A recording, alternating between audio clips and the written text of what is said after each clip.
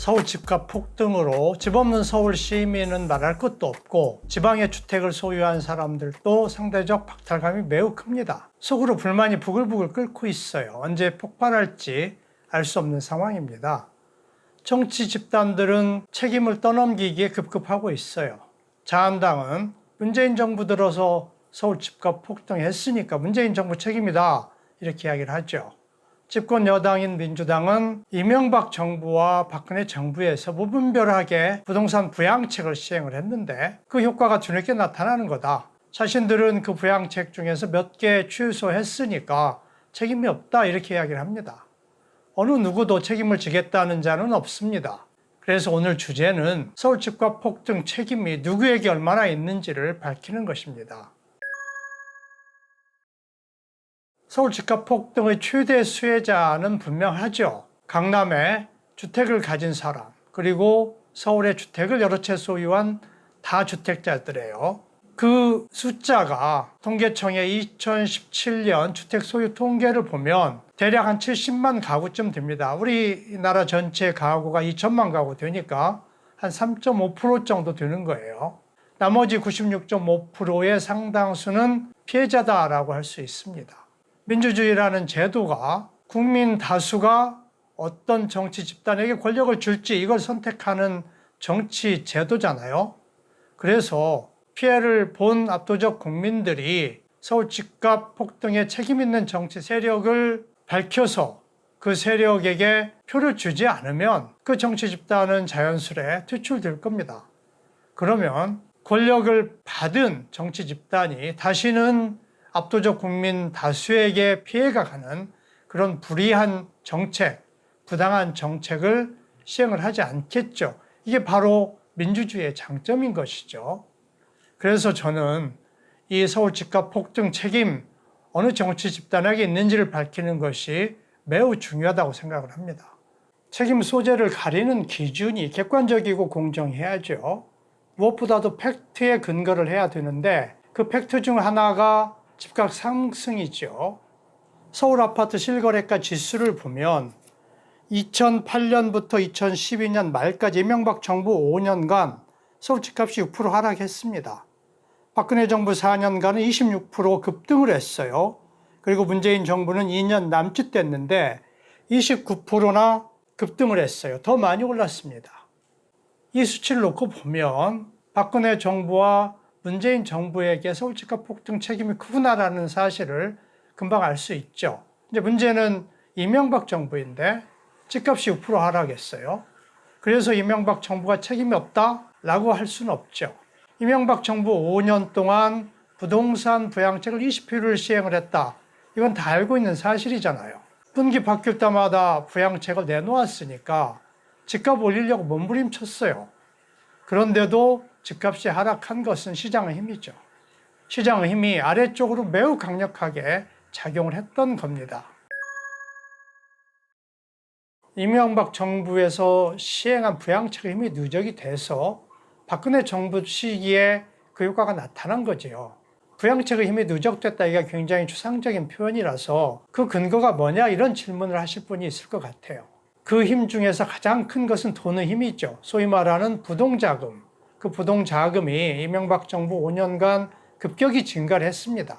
이 경제학에서는 통화량이라고 말하는 그 부동자금이 얼마나 늘었는지를 한국은행 통계를 보도록 하겠습니다. 통화량, 그 중에서도 M2가 이명박 정부 초기인 2008년에 1,300조 원이었는데 말기인 2012년 말에는 1,840조 원으로 무려 540조 원이 늘었고 증가율이 42%였습니다.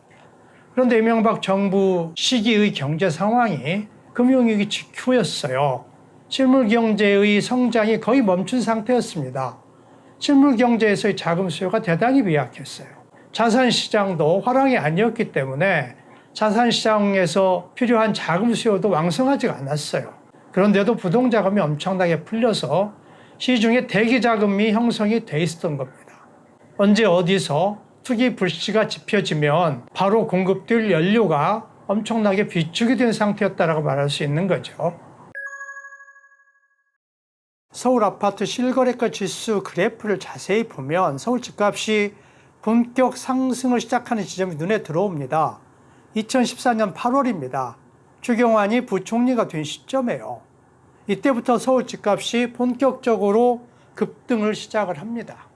추경환이 부총리 되자마자 한 것이 집값 올리기였어요. 소위 말해서 빚내서 집사라 정책을 가동한 거예요.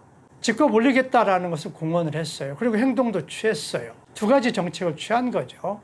사실 이명박 정부에서 부양책을 20표를 시행을 했기 때문에 웬만한 부양책은 이미 시행 중이었어요. 그래서 추경안은 비정상적으로 극단적인 정책을 두 가지를 추가합니다. 그 중에 하나가 대출 풀어서 주택 투기 자금으로 동원하는 거였어요. 금리를 급격하게 인하를 합니다.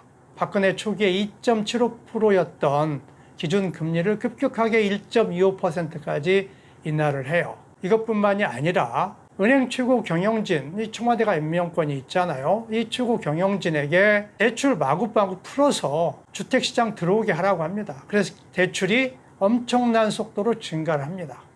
그래도 주택 투기가 불이 붙지 않으니까 그보다 더 심각한 정책을 시행을 합니다. 주택 투기꾼들한테 세금 혜택을 제공하는 거예요. 그것도 상식을 벗어난 특혜를 제공합니다.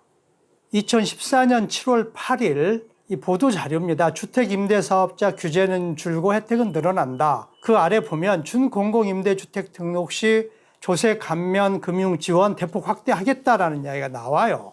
이쪽에 보면 자세한 내용이 나옵니다. 임대사업자에 대한 주택매입자금 융자 대상 확대를 하고요. 또 4쪽에 보면 준공공임대주택에 대한 소득세, 법인세 및 양도소득세 감면 확대하겠다라고 합니다. 준공공임대주택으로 등록할 경우 양도소득세를 면제하겠다고 합니다. 임대사업자로 등록만 하면 재산세, 종부세, 양도소득세를 면제해주는 정책을 펴니다. 국가 경제에 어떻게 되든 말든 집값만 올리면 된다라는 그야말로 막하파식 행동하고 다를 게 하나도 없습니다. 대출을 엄청나게 증가시켜서 주택 투기 시장으로 자금이 흘러가도록 하고 그 자금으로 주택을 구입을 해서 임대사업자로 등록을 하면 모든 세금을 거의 다 면제해주는 정책. 그래서 국가 경제와 골병이 되든 말든 가계부채가 얼마나 폭증을 해서 국가 경제를 위험에 빠뜨리든 말든 상관하지 않겠다라는 그야말로 막가파식 정책을 편 것입니다. 이명박 정부와 박근혜 정부가 집값 올리기에 올인했다. 이건 다 알고 있지요. 그런데 문재인 정부에 대해서는 반신반의하는 사람이 많습니다. 언론 기사를 보면 문재인 정부가 집값 잡기 위해서 규제를 강화한다 이런 기사를 자주 접합니다.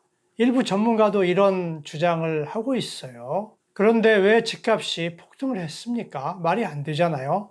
또 여기에 대해서 궁색한 변명을 또 내놔요. 시장의 힘이라느니 일부 투기꾼이 욕심 때문에 그렇다는 거예요. 만약 이런 주장이 맞다면 시장의 힘 때문에 서울 집값이 폭등했다면 정부로서 할 수 있는 데도 한계가 있죠. 그러면 그로 인해서 고통을 받는 압도적 다수 국민들 그 고통 해소할 수 없죠. 그 고통 그냥 받아들여야 된다 이런 이야기지 않습니까? 그래서 서울 집값 폭등이 왜 그렇게 일어났는지 정부의 정책적인 오류 때문인지 시장의 힘 때문인지를 밝히는 것이 매우 중요한 것입니다. 문재인 정부가 출범했을 때 이 추경안의 막가파식 부양책 처리를 해서 서울 집값을 2014년 8월 수준으로 하락시킬 거다라고 대다수 국민들 그리고 대다수 전문가들이 그렇게 예상을 했었습니다. 서울 아파트 실거래가 지수 그래프를 보면 매우 특이한 지점이 눈에 들어옵니다. 2016년 11월부터 2017년 4월까지 5개월 동안 서울 집값이 하락을 합니다. 그 전에 2년여 뜨겁게 불붙었던 투기꾼들이 행동을 멈추고 주춤을 해요. 왜 그랬겠습니까? 문재인 정부가 들어서서 말도 안 되는 부양책 취소를 하면 집값 떨어질 거라고 예상했기 때문에 투기꾼들이 주춤을 했던 거예요. 그래서 집값이 하락을 했던 거죠. 불행하게도 문재인 정부는 이 추경안의 막가파식 정책을 처리하지 않았어요. 오히려 계승하고 발전시켰습니다. 두 가지 정책이 금리 인하를 통한 대출 확대와 그리고 투기꾼들에게 세금 특혜를 제공하는 것이잖아요. 금리는 박근혜 정부 내내 시행했던 초저금리 정책을 지속하고 있어요. 한번 금리 인상했다가 다시 인하를 했고 앞으로 더 금리 인하하겠다라고 한국은행 총재가 공공연하게 밝히고 있지요. 두 번째 정책인 임대사업자에 대한 세금 특혜는 오히려 더 늘렸습니다.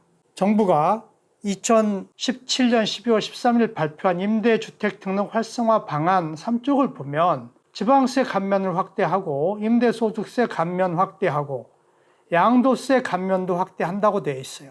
그리고 종부세 감면 기준을 개선을 하고 건보료 부담도 완화해 주겠다라고 정책을 펴고 있습니다. 돈 많은 사람들에게 주택 매집하라고 적극 권유를 했어요. 적극적으로 이 정책을 홍보를 합니다. 그래서 2017년, 18년 2년 동안 서울에서만 21만 호의 주택을 매집을 해서 신규로 임대사업자로 등록을 합니다. 이것이 바로 서울 집값을 폭등시킨 가장 큰 원인으로 작용을 한 거예요. 결론을 말씀을 드리면 서울 집값 폭등은 새 정부의 합작품입니다. 새 정부 모두에게 책임이 있어요. 말이 좋아서 합작품이죠. 공범이라는 이야기잖아요. 만약 문재인 정부가 지금이라도 그 고통을 해소할 의지가 있다면, 그래서 서울 집값을 하락시키고자 한다면 즉각적으로 행동을 취하면 됩니다. 만약 그런 행동을 취하지 않는다면 그 피해자인 압도적 다수 국민들이 유권자로서의 행동에 나설 것이라고 저는 믿습니다. 저희 방송에 공감을 하시면 구독을 꼭 눌러주시길 부탁드립니다.